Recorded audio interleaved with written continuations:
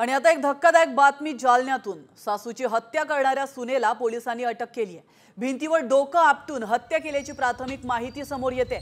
शहरातील भोकरदन नाका परिसरातील प्रियदर्शिनी कॉलनीतील ही धक्कादायक घटना आहे। सविता शिंगारे असं मयत महिलेचं नाव असून फरार असलेली संशयित आरोपी सून प्रतीक्षा शिंगारेला अटक करण्यात आली आहे।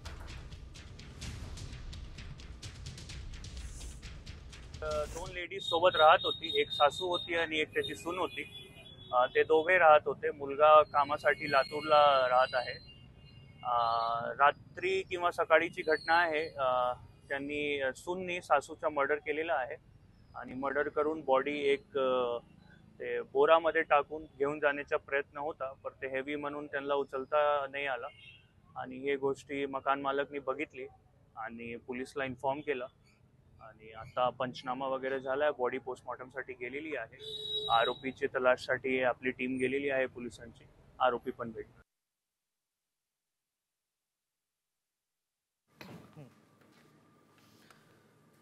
सुनेनं सासूला संपवलेलं आहे।